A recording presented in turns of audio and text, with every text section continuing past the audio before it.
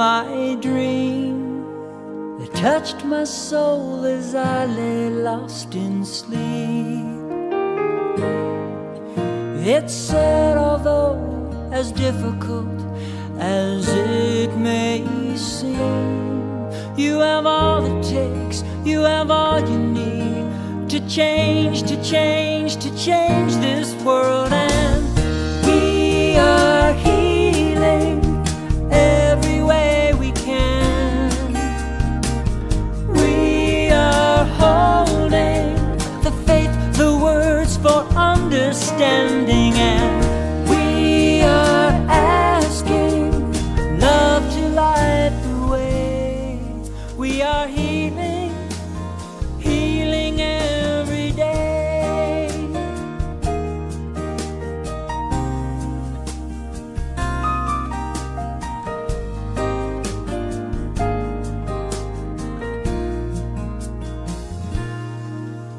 Today I stopped to take a look inside of me, to find a way to free a wounded heart. And though this path is not as clear as it will be, I have everything right now to start, to change, to change, to change this life. And we are healing every way we can. We are holding the faith, the words for understanding, and we are asking love to light the way. We are healing, healing every day.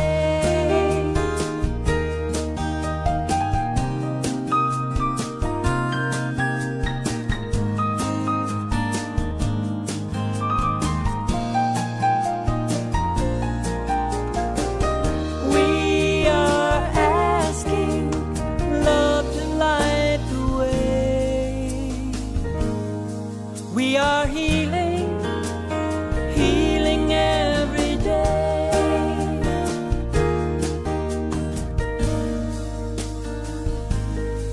We are healing, healing every day.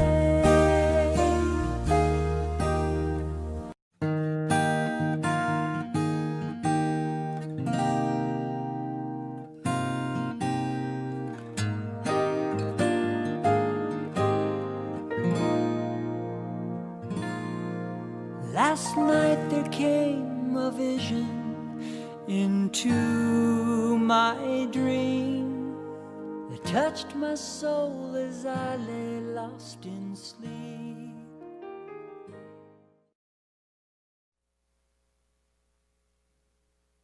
Good morning and welcome to Unity of the Blue Ridge. We were planning to be outside today, but it is a soppy, rainy mess outside, so we're excited to be joining you inside for our live stream. Wherever you are and whenever actually you're joining us, we light this candle in the acknowledgement that each of us are an expression of the one flame. And so I invite you this morning to join me in an opening prayer. As we turn our awareness within this morning, we do so in that spirit that says yes to life. We give thanks for this opportunity to be here together now, for the realization that, wherever we are, we can join together around a purpose. We can connect through technology, which reminds us that we are always connected in spirit. We connect this morning around the idea of humility, of what it is and what it is not and why it is important. And so we open this day to the blessings that are here for us individually and collectively, that we may be the blessing we are created to be. So in the name and in the nature of all that is, that which is holy, thank you, God, and so it is. Amen. Good morning again and welcome. I am excited to have some folks here with me today. Mary Kay Williams and Richard Shulman. You're going to enjoy a little bit from them in just a few minutes. And then we have Acela on video and Tia back on sound. And most importantly, we want to welcome you because, it wouldn't be it wouldn't really make as much difference if we weren't sharing this experience with you. Today we're in week 2 of an 8-week fall series that's based on the book of Joy. This, when the Dalai Lama was turning 80, celebrating his birthday, Desmond Tutu flew out and spent some time with him. And the two of them began to share about their life. And as a result, this book was created. And within it, there are what are called 8 pillars of joy. And these things are qualities of our soul. And today we're talking about humility. There's a quote that I love by Khalil Gibran that says, "Keep me away from the wisdom which does not cry, the philosophy which does not laugh, and the greatness which does not bow before children." So what is this thing called humility? What is it not? What do we get it confused with? And why is it so important? And then how? How do we begin to engage it? We're going to talk about that in just a few minutes, but to kick us off, Mary Kay is going to share a beautiful song titled "Always Be Humble and Kind."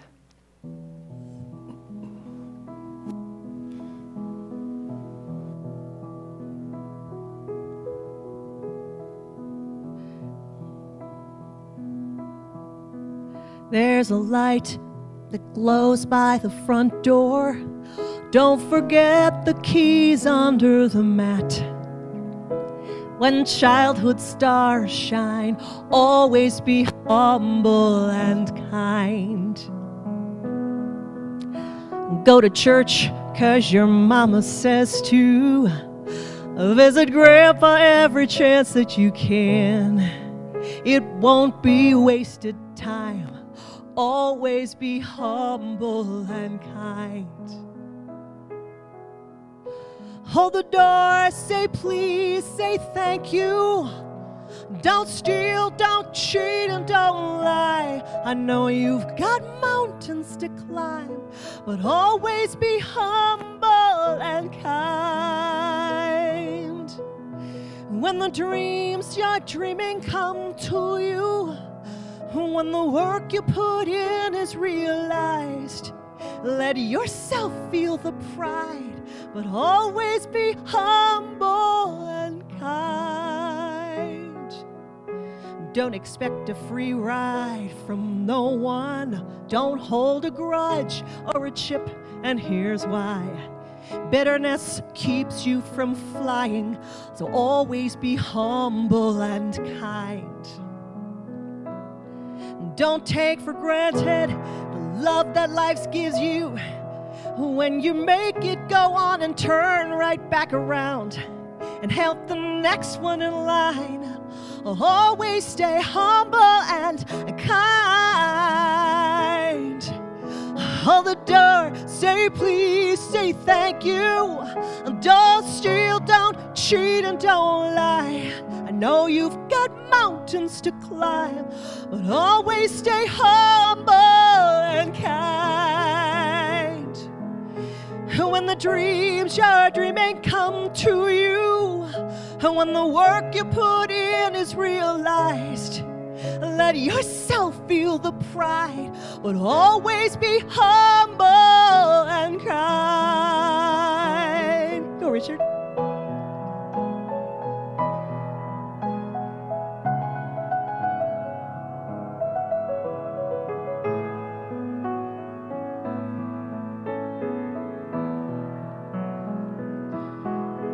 Hold the door, say please, say thank you. Don't steal, don't cheat, and don't lie. I know you've got mountains to climb, but always stay humble and kind. When the dreams you're dreaming come to you, when the work you put in is realized, let yourself feel the pride, but always stay humble and kind.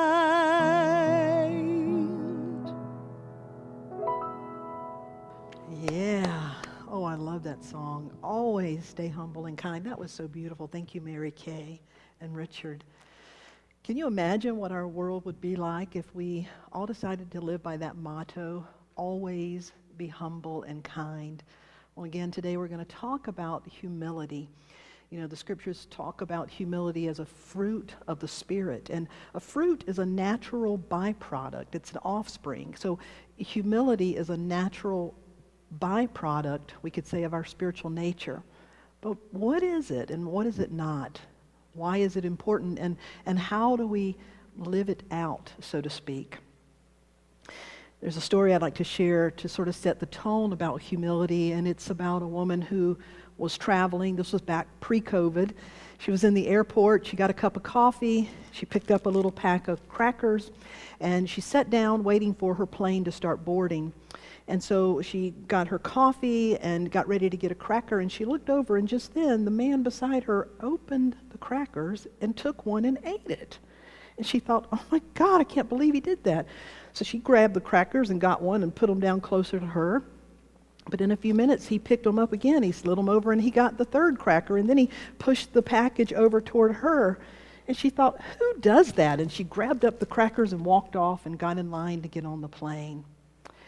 Well, after she got seated on the plane and it took off and she was able to recline her chair, she reached into her purse to get her phone, and she pulled out her pack of crackers. She realized that she had been eating his crackers. And the point of that story is we all make mistakes. We're all prone to judge others. And the point is always be humble and kind. Humility, as I said, is a fruit of the Spirit. It's a natural byproduct of our spiritual nature. It is the capability, if you will, it's a capability to be honest, to be compassionate, to be self-reflective, to correct. Interestingly, the Latin root of the word humility, H-U-M-U-S, humus means ground or earth. It is the exact same root for the word humanity. It points us to our common humanity, our kinship with all of life. And humility embraces the frailty, our humanness, sometimes we say.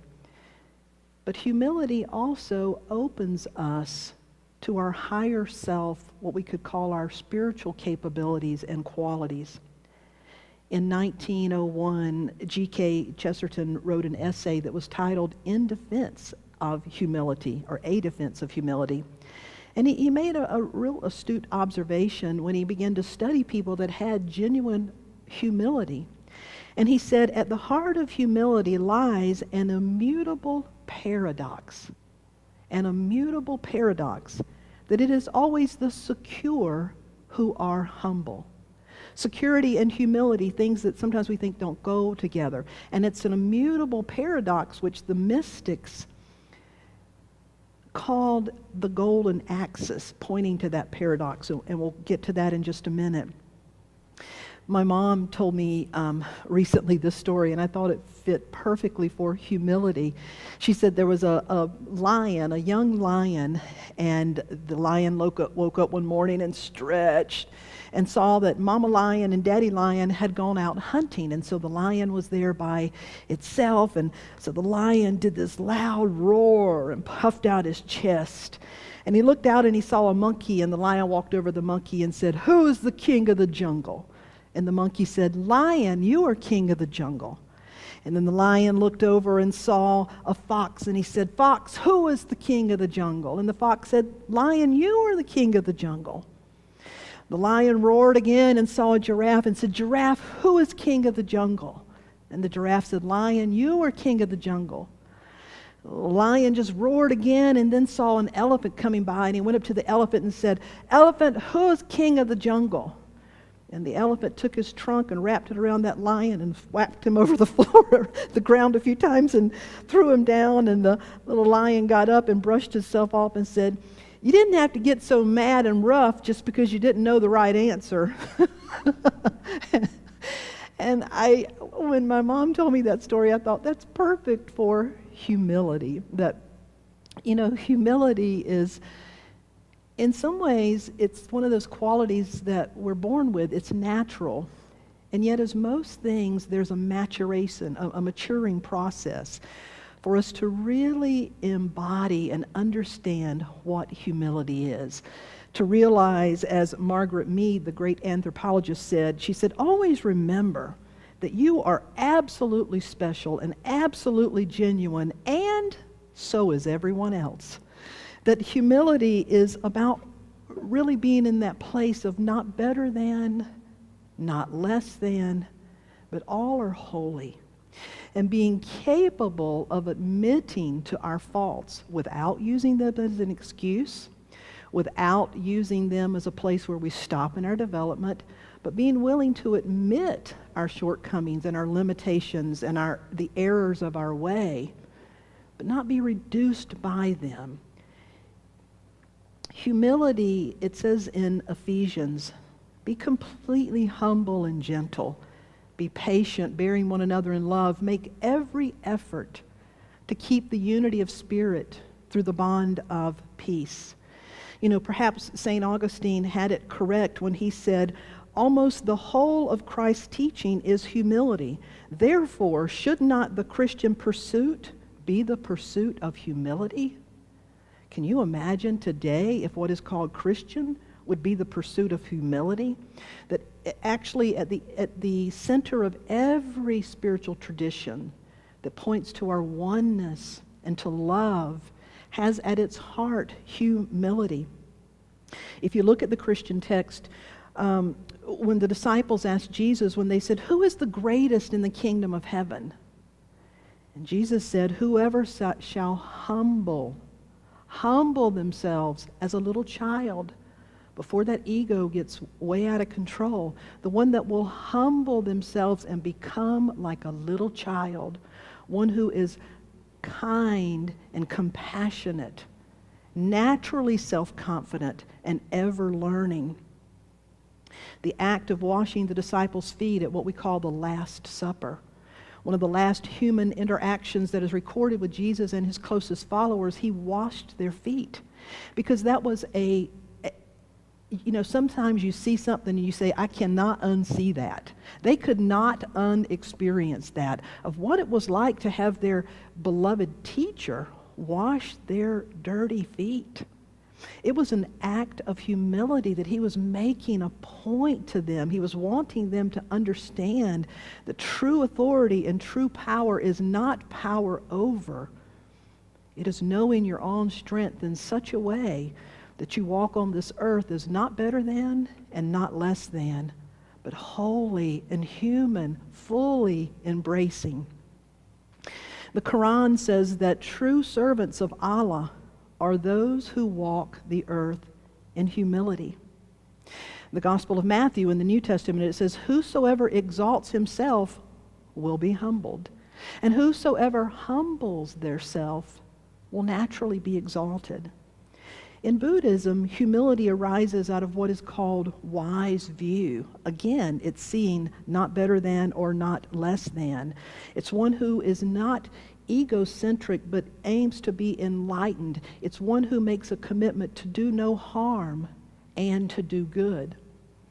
In Hinduism, namaste, I behold the divinity in you, is the embodiment of humility, because again, namaste is freedom from a sense of inferiority or superiority. And a Serbian proverb says, be humble, for you are made of the earth, and be honorable, for you come from the stars. Humility is the lion and the lamb. It's a gentle, powerful thing. But it's often misunderstood. And sometimes it's like the saying, we throw the baby out with the bathwater. We don't even investigate. We perhaps forget this fruit of the Spirit. But again, as I said a few minutes ago, if you look around, I would say we could all use, and our world could use, our country could use, our leaders could use, we could use a dose of humility, of authentic humility. And so why is it misunderstood? Well, for me, sometimes it helps to look through the lens of what it is not. Humility is not humiliation. It's not debasement or weakness. Humility is not just letting others push you around, being a defeatist, or letting people get by with anything. Humility is not constantly sacrificing your self-interest for the interest of others. Humility is not avoiding conflict or confrontation. It's not about suppressing your views or hiding your real feelings. It's also not about pretending or playing demure to say, well, bless your heart, or little old me. It's not that kind of false pretense or false modesty. Humility doesn't undervalue self, any self, yourself or any self. Dr. Brené Brown says it beautifully, I believe, when she says, don't puff up and don't shrink down. Stand in your sacred ground. That's the formula of humility. It is a natural byproduct of our spiritual nature. And, when we think about our children or our grandchildren, what do we want for them? Well, we want them to be safe. We want them to be naturally self-confident. We want them to be honest. And we want them to be considerate, compassionate. All those things equate to humility. To be self-confident and compassionate. To be honest, those require humility. And so what hinders humility? Well, at its essence, what hinders humility is a distorted sense of self. I sometimes say when we're here together, and we are here together, that, at Unity of the Blue Ridge, we're working to heal any case of mistaken identity. When our identity is attached and hinges on anything other than the truth of who we are. And so what hinders humility is a mistaken sense of self, or what we could call a flawed or distorted sense of self. That's why last week when we kicked off the series, we started with perception, understanding that continually bringing awareness to our perception. How are we seeing things? Why are we seeing it that way? So perception is required when we begin to really work with this idea of humility and what may be hindering it in me. A question to ask yourself is, when you hear the word humility, if you say, I strive to be humble, I want to be an instrument of humility, what comes up for you? Is there anything that rubs you the wrong way? If so, begin to look at it. And maybe the definition of humility needs to be sorted out. In science, scientists say that necessity is the mother of invention, and the father of invention is humility. And the reason for that is because the scientist must be able to get over their own self, their own way of seeing things, their own preconceived notions, their own judgments. You must be able to get over your own limitations. You must be humble in order to open to a new discovery, to new ways of being. And so in our life, when we think about what hinders humility, we can ask, within me, what kind of construct is hindering my ability to be compassionate, to be naturally self-confident, to be honest, to be connected, to see all others as my equal? What construct is inhibiting that? A construct is a belief. It's a lens that you see through. It's a mindset. What is hindering that? When we're humble, we don't try to hide our shortcomings. We also don't flaunt them as excuses. When we're humble, we're not afraid to own our genius and to say thank you and to feel good about our accomplishments, but not to have them cultivate what gives us value. C.S. Lewis said, humility is not thinking less about yourself, but rather thinking of yourself less. And so I mentioned earlier, the great paradox that the strongest people, those who are truly confident, are those who embody genuine humility. That's a real paradox. It's also, by the monastics and the mystics years ago, it was considered the golden axis. They realized that humility was considered the greatest virtue, the Mount Everest of all virtues, and that one must pass through the gates of humility in order to behold the Spirit in all things. The reason it's considered the golden axis is because humility is where our human self, the self that is mistaken and flawed and always seeking and learning, is mortal, meets with our spirit, which is perfect, which is an expression of all that is, which is everlasting. And that the point where these come together, that point is the I am that I am. And that when we embody this and begin to identify as Jesus and other master teachers identified with the spirit that was greater than the individual self, the I am that I am, there's a natural humility, a powerful humility that is found in that place. And so I want to talk about 3 things that I believe we can work with that will help us bring awareness to, perhaps in our life, where do we have some blocks? Where do I have arrogance? Where do I have an unwillingness to try to understand a differing perspective? Where am I overly sensitive? Where do I have false pride? Where do I have blind spots because of my ego and I can't even see it? Where do I need to be opened to humility? Where do I need to be more honest with myself? Where do I need to be more compassionate? And where do I need to rest in the confidence of my soul?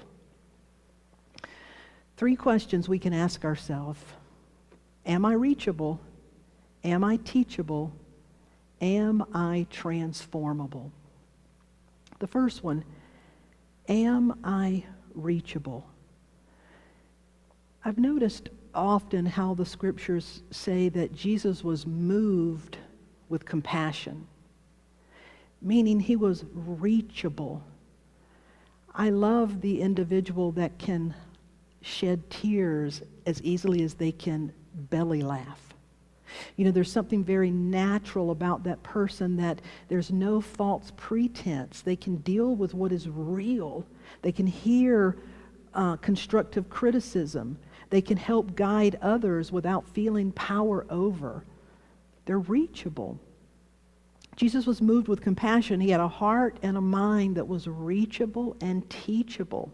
How do we know he was teachable? Because he said in the Gospel of John, the things that I do, you can do, and even greater. Implying there was still more to learn. There was more that one could experience. What keeps us from being reachable so often is our judgments, our labels. We toughen up so things don't get to us, and we just broadcast a judgment before anything even touches us. I'm going to share over the next couple of minutes some examples from different spiritual traditions. This comes from the Jewish tradition. There's a story from the Jewish tradition that says a cantor of a synagogue was impressed when he walked in one day to find the rabbi. The rabbi was on his knees crying, "I am nobody, I am nobody." The cantor was moved by that, and so he walked up and he knelt on his knees beside the rabbi, and the cantor started saying, "I am nobody, I am nobody."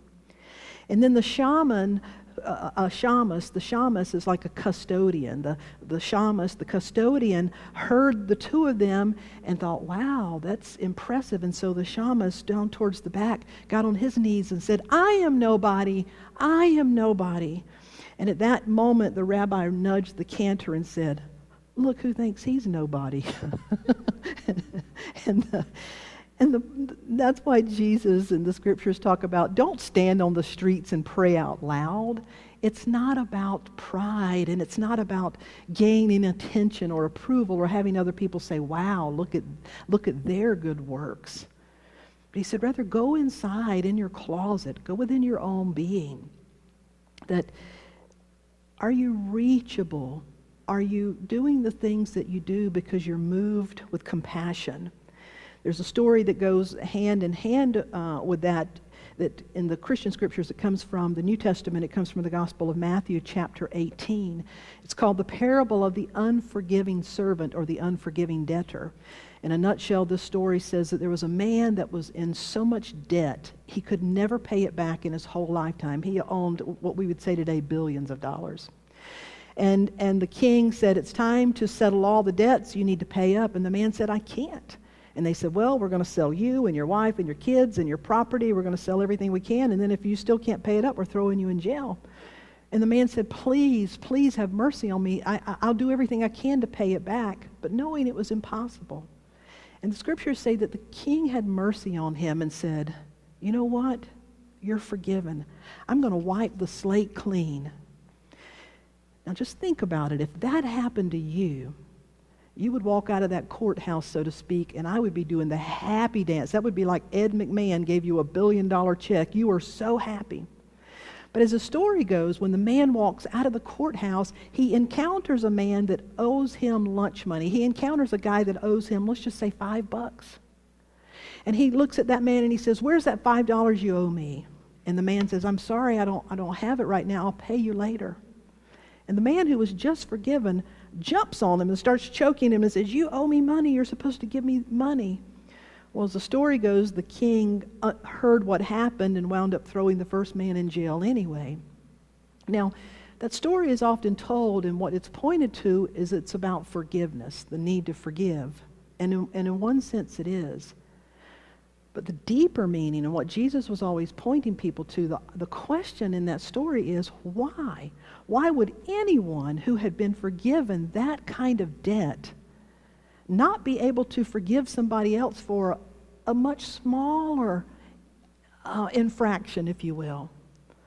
Well, the answer is simple. It's because the man wasn't reachable.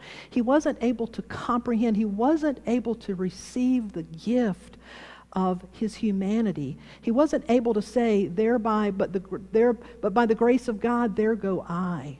And you see, until we get that, until we are reachable, until we can put ourselves in another person's shoes and say, you know what, I wouldn't act that way. I don't want to act that way. I don't agree with it. However, what if that was my child?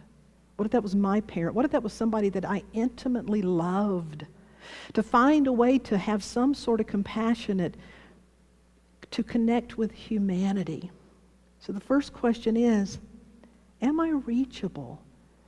Can I find my way to some common ground? I don't have to agree, and it certainly doesn't condone all behavior, but can I find some common ground? Can I rest in a place of humility? And so our judgments, our self-righteousness, those things are what keep our hearts armored and keep us from being reachable. Am I being honest with myself? That's the big one. Am I being honest with myself?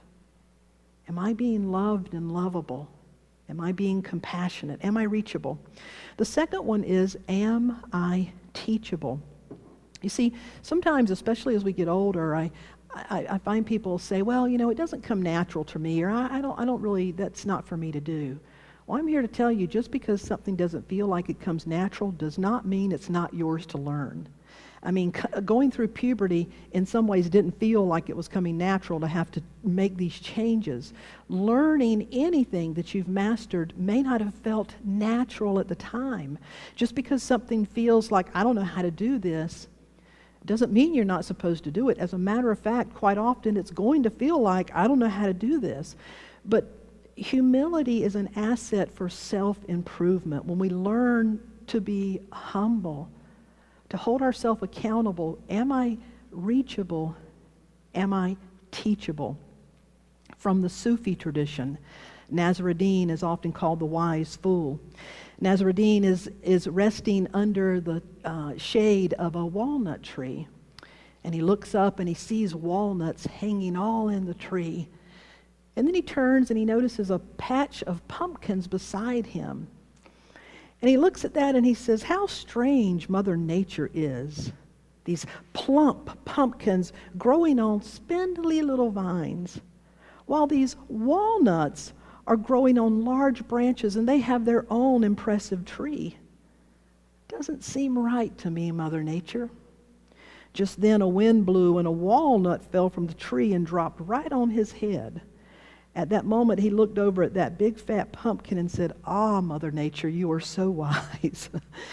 Are we reachable? Are we teachable? When those things get us, when something, we may not realize it at first, but are we allowing things to get our attention to say, there's a greater wisdom here? Am I reachable? Am I teachable?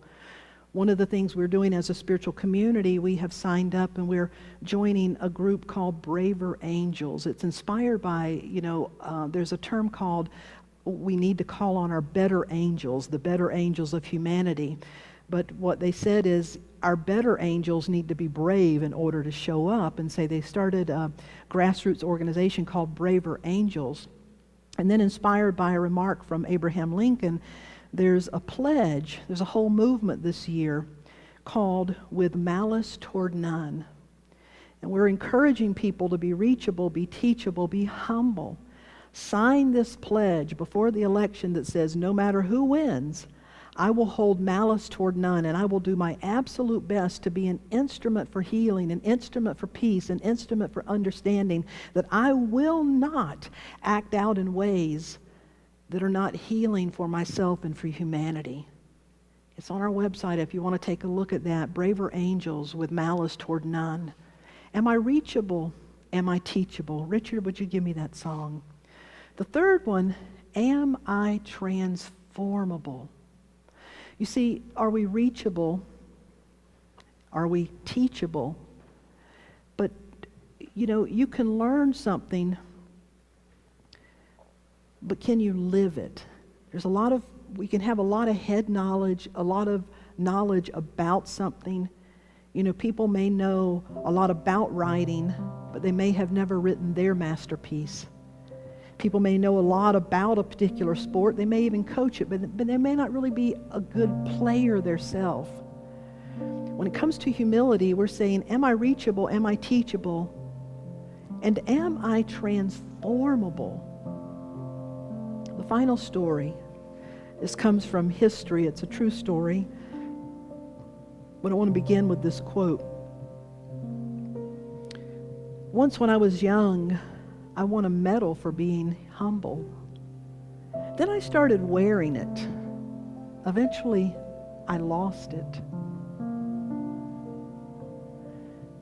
This story comes from history. It happened March 8th, 1864, on a rainy afternoon in Washington, D.C. A man walked into the Willard Hotel with his 13-year-old son, and they were in search for a room that night. The man looked rough. He was unshaven, unkempt, unimpressive. There was mud and dirt on his linen duster that covered his uniform. He was only about 5'8", probably weighed 140 pounds. Nothing stood out about this man.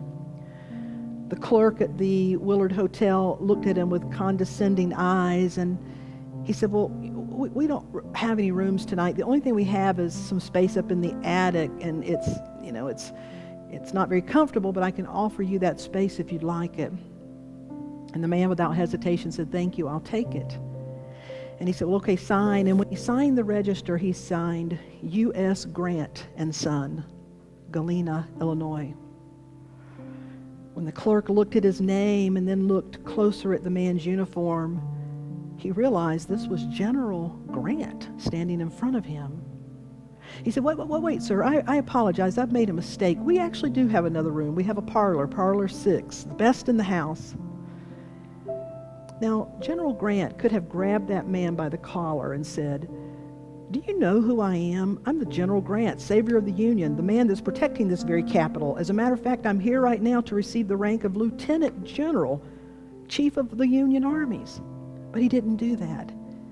He said, "Thank you." And he took the key and he took his son and he went up. Strength and humility. But for me, the story doesn't end there, because I like to follow that young clerk home. I like to think that night when he sat down at dinner with his wife and his family, and they said, "How was your day today? How was your day?" I would like to think that man said, "Man, I made a huge mistake. I made a judgment. I was condescending. And a person had mercy right before my eyes. And it made me realize that I don't want to be condescending anymore. I don't want to have judgments like that anymore.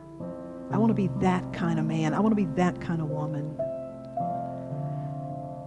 I am reachable.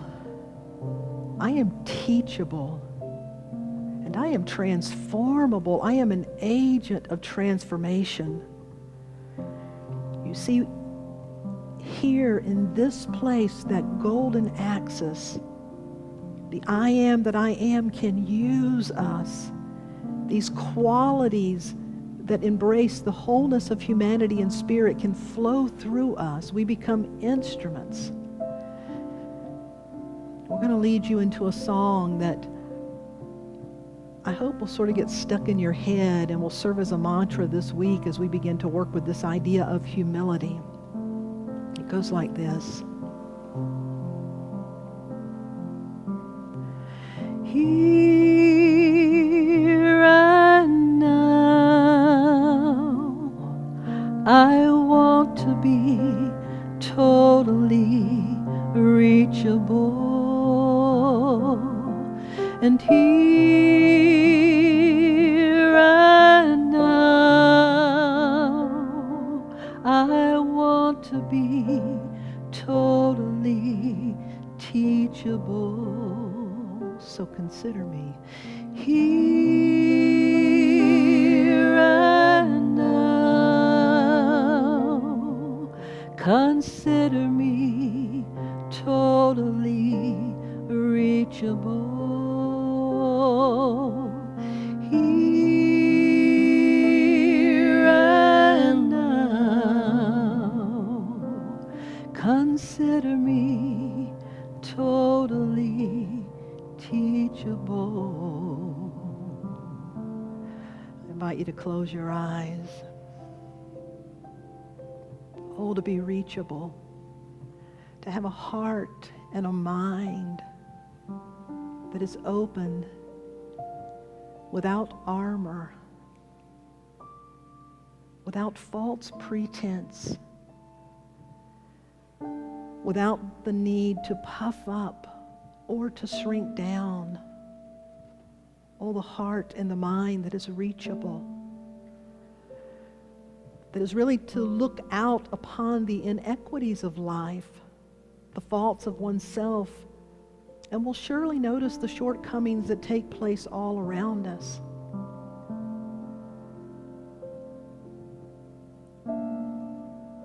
And in the midst of the frailty, whether it be our own or that of our brother or sister, will feel the sadness, the ache, the loss at knowing it doesn't have to be this way. Consider me reachable. I have been touched. I have been moved. And I am teachable. I want to learn from what I am seeing. I want to learn from what is touching me. I want to learn from the walnut that is waking me up to see the greater wisdom. And beyond that, I want to be transformable. Take those places within me that are overly sensitive, overly defensive, those places within me that have false pride, those places within me that are arrogant, that think I know best and I know what's right. Take those places in me and help me see through them. Help me realize, but by the grace of God, there go I. Or but by the grace of God, that could be my child, my parent, my sister, my brother, one whom I love dearly, but by the grace of God. I aim not to be self-righteous and better than. I aim to be, I am that I am. Not better than, not less than, but holy. And rather than being caught up, as Rumi said, out beyond the rights and the wrongs, there is a greater field, and I want us to meet there. I want us to meet in that place where we can learn and grow. That place where we can be the instruments of light that we are created to be.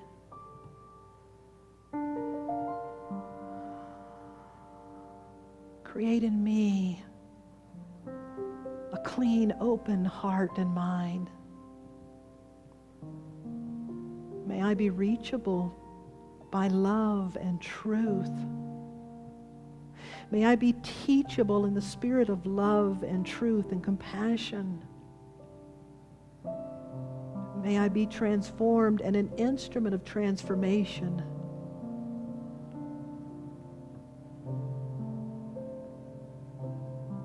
And may I give thanks for this quality,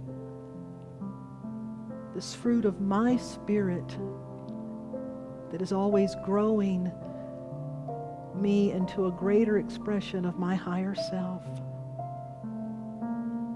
right here and right now. Here and now, I want to be totally reachable. Here and now, I want to be totally teachable. So consider me. Here and now, consider me totally reachable. And here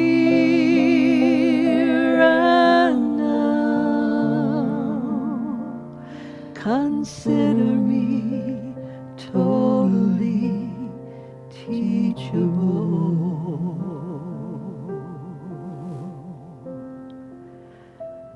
This week we join in the spirit of humility, the power of love, of self-honesty, of compassion. May we be reachable, may we be teachable, may we be transformed and instruments of transformation.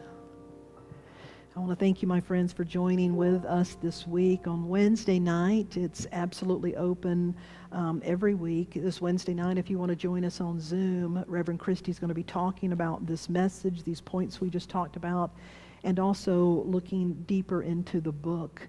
We invite you to join us for that. We also invite you to check out our website, Take That Pledge with Malice Toward None. I want to take this opportunity to thank each and every one of you for your continued support. I want to do a shout out this morning. You know, you can't see it, but we have pictures all around here. Acela, if you can zoom into this. This is Dick Allen and his wife, Judy Allen. They are longtime members. Dick Allen is one of these incredible guys around here that shows up and does so many things. We jokingly say he puts patches on our patches on the roof, which is in the process of being replaced. But I happen to know that this week is both of their birthdays, and so I want to do a special shout out to them and to any of you that have had birthdays when we've been missing. But Judy and Dick, we just wish you the best and a happy birthday this week. We thank you for your continued support financially, the gifts that you are giving. We are doing well this year because people are giving what's yours to give, what you can do. Thank goodness we are in the black.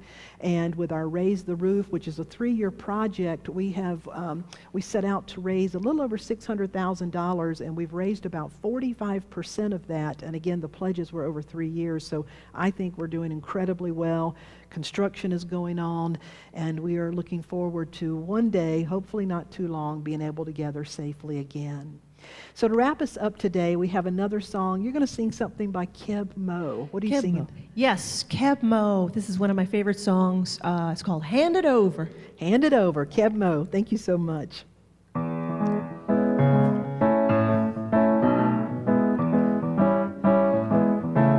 If your problems won't go away and you're worried night and day, hand it over. Get on your knees and pray. If you're sick, feeling low, got no money, got no place to go, hand it over. Get on your knees and pray. Hand it over, hand it over, hand it over, hand it over. Give it up, give it over, hand it over. Get on your knees knees and pray. Get on your knees and pray. Ain't no mountain you can't climb.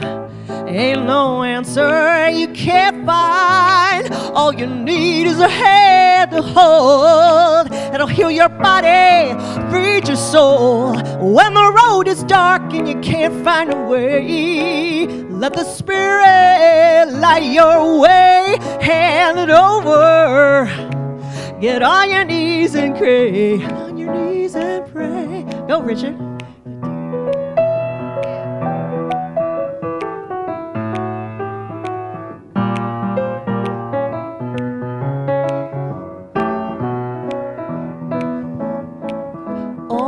Ain't no mountain you can't climb. Ain't no answer you can't find. All you need is a hand to hold. That'll heal your body, feed your soul. When the road is dark and you can't find a way, let the Spirit light your way. Hand it over. Get on your knees and pray. Get on your knees and pray.